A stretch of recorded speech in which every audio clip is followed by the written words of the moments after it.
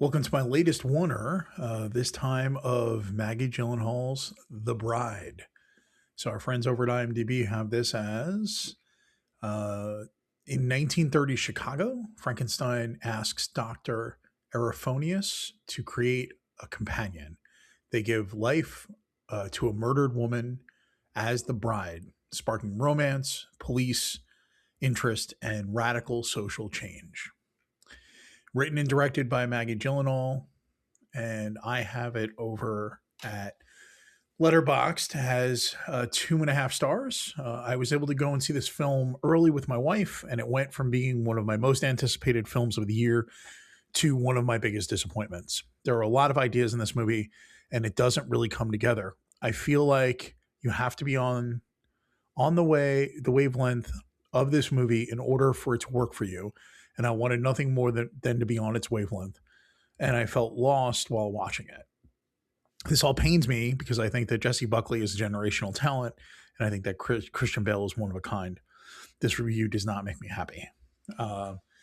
So, as mentioned, our main actors in this movie are Jesse Buckley playing Ida, who is a woman who is killed in a club early on in the movie, but it opens with a preamble where we see Jesse Buckley in black and white, seemingly as Mary Shelley, calling out across time to Ida and seemingly taking her over. This leads us to Christian Bale as Frankenstein or Frank, coming to Chicago trying to find Dr. Ephoronius, being played by Annette Bening, who has been a sort of follower of the reinvigorator type of science that is required for Frank to have a companion. This movie goes from the chaos of sort of the overarching idea of having a character being taken over by another character in sort of a very dramatic and off kilter fashion. I think the concepts here of Jesse Buckley's Ida being a woman who has needs and is strong and is complicated and I think is really good. I think the problem is the sort of interleaving of the concept that Mary Shelley is taking her over from the past is a little off-putting. You have this constant vacillating between Jesse Buckley speaking as her character Ida and jumping into sort of a more British accent, a little caricature-esque of the 1900s as she's becoming Mary Shelley. You know, it didn't work for me. So that was the starting point of the problems.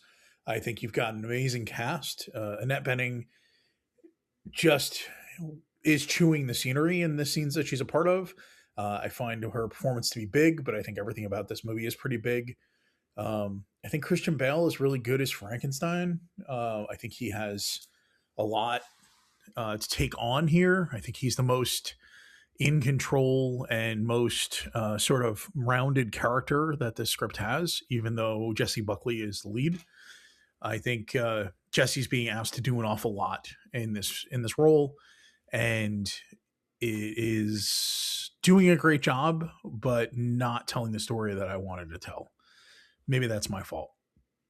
I think Penelope Cruz as Marina Malloy, who is a detective who is often overlooked, and her partner is Peter Skarsgård's Jake Wiles. And then, Ronnie Reed is played by Jake Gyllenhaal, who's a silver screen actor that Frankie is sort of obsessed with, and we eventually meet. Yeah, the movie is a bit chaotic. You've got John Magaro playing Clyde and Matthew Mayer playing James. These are two like underworld people who are forced to go and chase down the bride. Eventually, Clyde is chasing down the bride alone. Yeah, it's not. It didn't work for me. I don't like it. I don't like doing reviews like this, but I did get to see it early, and I feel like this is a movie that I wished Upon a Star would be better than it was, or was more like what I was hoping it would be. I think from the first trailer, I was super on board. And by the second trailer, I was starting to question it. And by the time I saw the movie and with the review embargo in place, I was not surprised by the movie I ended up seeing. Um, all right, that's it for me on The Bride.